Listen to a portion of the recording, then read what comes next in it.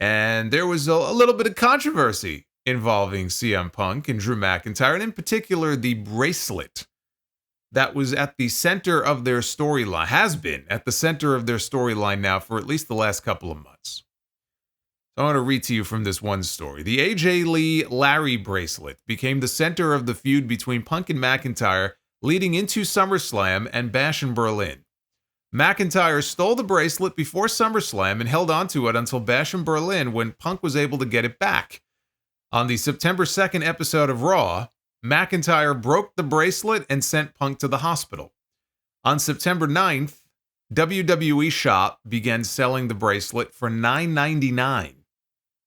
Victoria, the fan who originally made the bracelet for CM Punk, issued the following statement on social media on not being given a heads up about WWE selling the bracelet.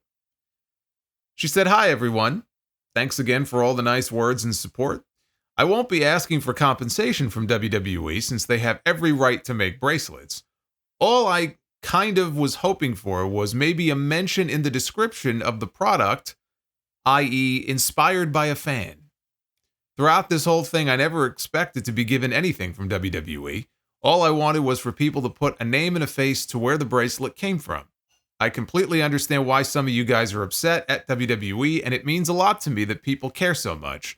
For those replying to my initial post about me not getting a heads up and saying the WWE did know me one, I 100% agree they did not need to. Legally, they had no obligation to reach out to me regarding this, but it just would have been nice to have heard it from them beforehand.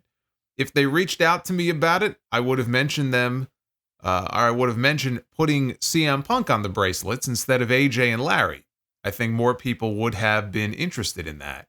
Yeah, let me stop there. Not to mention the fact that it's fucking weird to have fans walking around with bracelets that have the names of the man's wife and dog on it.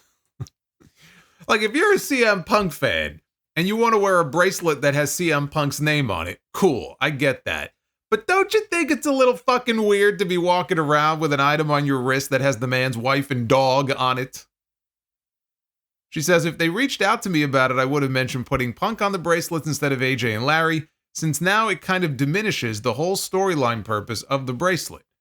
WWE did reach out to me last week as a thank you from Punk and invited me to a show next month, but to my knowledge, that invitation had no correlation to them selling bracelets and wasn't offered as compensation, but I am still grateful for them contacting me at all."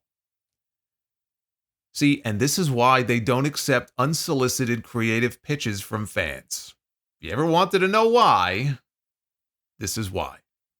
Now, after seeing her tweets, WWE Shop took the item down from the website, but then they later put the item back up, only now the bracelet does in fact have CM Punk's name on it instead of AJ and Larry. This is clearly Nick Khan not wanting to pay Larry any royalties. This was the big drama of the week online. This is what had people in an uproar on social media. When the big drama of the week involves a bracelet, you know it's been a slow news week.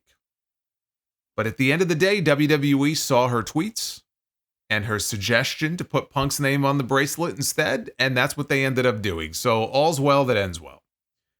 I mean, after all, you can't be shocked that they would start selling these fucking 50-cent bracelets for $10. This is WWE.